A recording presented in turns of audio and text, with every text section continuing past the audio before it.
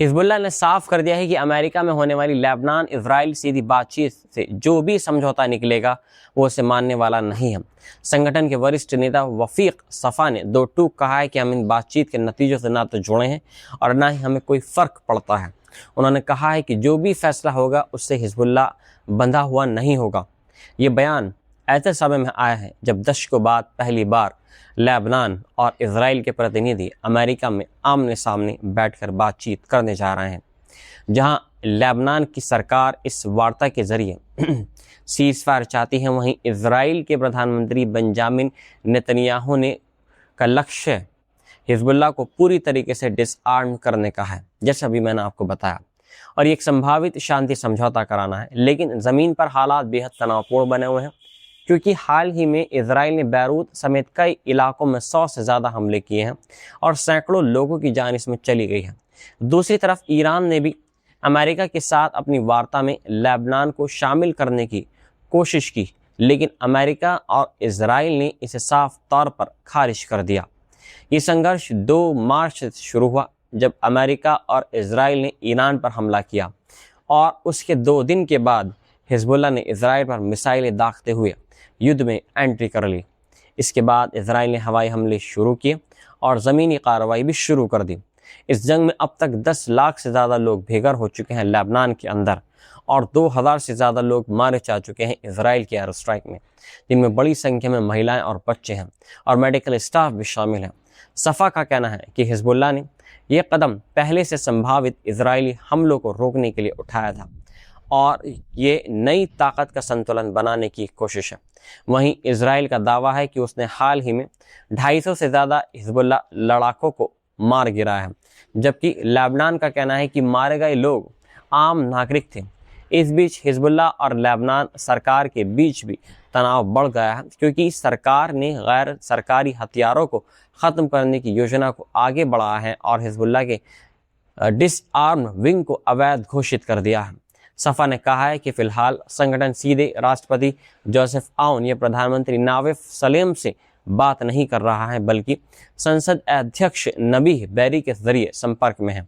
हालांकि उन्होंने ये भी संकेत दे दिया है कि अगर सीज़फायर होता है और इजरायली सेना लेबनान से सीधे हटती है तो हिजबुल्लाह अपने हथियारों के मुद्दे पर लेबनान सरकार से बातचीत करने को तैयार है।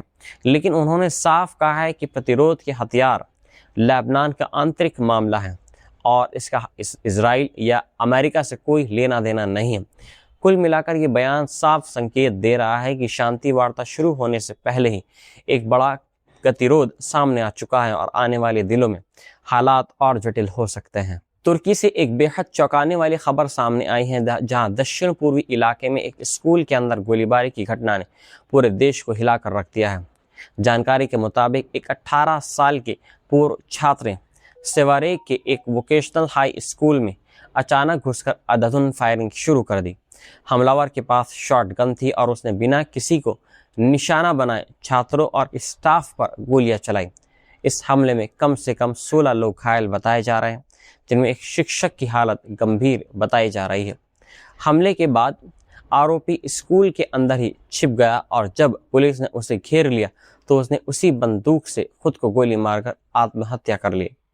इस घटना की पुष्टि हसन सल्देक ने की है। जैसे ही घटना की सूचना मिली, पुलिस की स्पेशल ऑपरेशन यूनिट्स मौके पर पहुंच गई और पूरे स्कूल को खाली कराया गया। टीवी फुटेज में साफ देखा गया है कि दर्जनों छात्र डर के मारे स्कूल से भागते हुए सड़कों पर निकल आए। फिलहाल हमले की वजह साफ नहीं हो पाई है, लेकिन तुर्की जैसे देश में जहां स्कूल शूटिंग की घटनाएं बेहद दुर्लभ मानी जाती हैं, वहाँ इस तरह की वारदात ने सुरक्षा व्यवस्था पर बड़े सवाल खड़े कर दिए हैं और पूरे इलाके में दहशत का माहौल बना हुआ है। डोनाल्ड ट्रंप और पोप लियो के बीच खुला टकराव देखने को मिल रहा है। ट्रंप ने साफ तौर पर पोप से माफ़ी मांगने से इनकार कर दिया और कहा है कि वे ईरान के खिलाफ अपनी नीति पर कायम है, क्योंकि न्यूक्लियर ईरान को बर्दाश्त नहीं किया जा सकता। ट्रंप ने पोप पर निशाना साधते हुए उन्हें क्राइम और विदेश नीति के मामलों में कमज़ोर बताया है और कहा है कि वे माफ़ी नहीं मांगेंगे, क्योंकि पोप ने पहले सार्वजनिक तौर पर उनकी आलोचना की थी। ये विवाद उस समय और ज़्यादा बढ़ गया जब ट्रंप की एक स्पेशल सोशल मीडिया पोस्ट सामने आए जिसमें उन्हें यीशु जैसी छवि में दिखाया गया था। हालांकि बाद में ये पोस्ट हटा दी गई। ट्रंप ने सफाई देते हुए कहा है कि उन्होंने सोचा था कि वे तस्वीर उन्हें एक डॉक्टर के रूप में दिखा रही है जो लोगों को ठीक कर रहा है। लेकिन इस पोस्ट को लेकर काफ़ी आलोचना हुई है, यहाँ तक कि कुछ उनके समर्थकों और ईरान के नेताओं ने भी इसे धार्मिक भावनाओं का अपमान बताया है। दूसरी तरफ पोप लियो ने भी ट्रंप के बयान पर पलटवार किया और कहा है कि चर्च का संदेश शांति और मेल मिलाप पर आधारित है और वे किसी भी सरकार या नेता से डरते नहीं हैं। उन्होंने साफ कहा है कि उनका उद्देश्य सिर्फ युद्ध के खिलाफ आवाज़ उठाना और दुनिया में शांति को बढ़ावा देना है।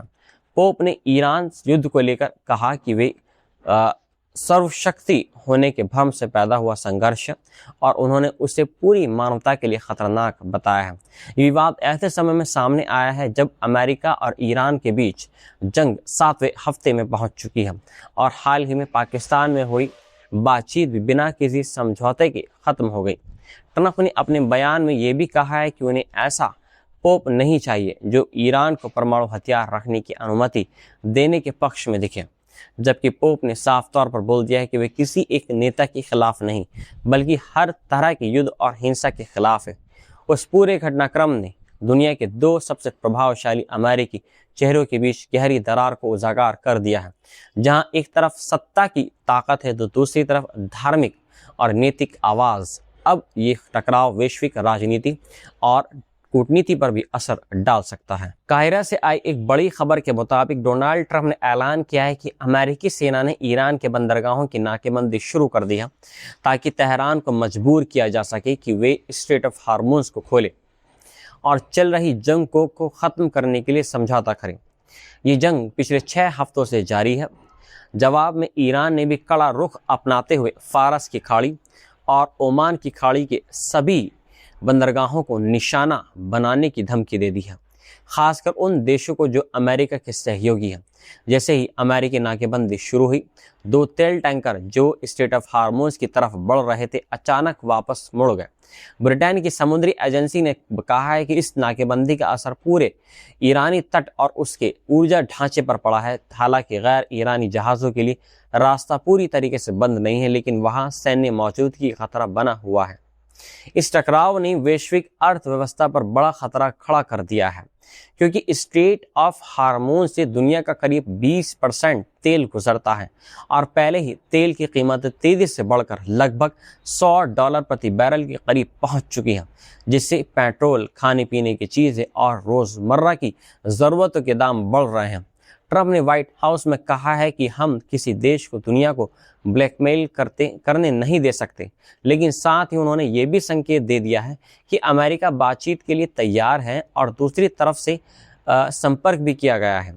सूत्रों के मुताबिक अमेरिका और ईरान के बीच दूसरे दौर की बातचीत की तैयारी चल रही है। हालांकि इस बीच हालात बेहद तनावपूर्ण हैं, क्योंकि ईरान ने चेतावनी दे दी है कि अगर उस पर दबाव बढ़ाया गया तो क्षेत्र का कोई भी बंदरगाह सुरक्षित नहीं रहेगा और अगर आप लड़ेंगे तो हम भी लड़ेंगे। अमेरिकी सेना की यूनाइटेड स्टेट्स सेंट्रल कमांड ने कहा है कि नाकेबंदी सभी देशों के जहाज़ों पर लागू होगी जो ईरानी बंदरगाहों में प्रवेश या बाहर निकलने की कोशिश करेंगे। वहीं ट्रंप ने दावा ये किया है कि ईरानी नौसेना को काफ़ी हद तक ख़त्म कर दिया गया है और अगर कोई भी तेज़ हमला करने वाली नाव नाकेबंदी के करीब आई तो उसे तुरंत ख़त्म कर दिया जाएगा। इस पूरे घटनाक्रम ने एक बड़ा सवाल खड़ा कर दिया है कि क्या ये नाकेबंदी ईरान को झुकने पर मजबूर करेगी या फिर तेल की जो कीमतें हैं वो और ज़्यादा बढ़ जाएंगी, क्योंकि अमेरिका पर दबाव बढ़ रहा है। कानूनी जानकार भी इस बात पर नज़र रखे हुए हैं कि ये नाकेबंदी अंतर्राष्ट्रीय कानून के दायरे में आती है या नहीं, क्योंकि इसके तहत मानवीय सहायता को रोकना अवैध माना जा सकता है। दूसरी तरफ हाल ही में पाकिस्तान में हुई अमेरिका ईरान वार्ता बिना किसी समझौते के ख़त्म हो गई थी और अब सीज़फायर 22 अप्रैल तक ही सीमित है। इस जंग में अब तक ईरान में करीब 3000, लेबनान में 20,000 से ज़्यादा, इजराइल में 23 और खाड़ी देशों में दर्जनों लोगों की मौत हो चुकी है, जबकि 13 अमेरिकी सैनिक भी मारे गए हैं। कुल मिलाकर हालात ऐसे मोड़ पर पहुंच चुके हैं जहां एक छोटी सी चिंगारी भी पूरे क्षेत्र को फिर से बड़े युद्ध में की आग में झकोर डाल सकती है।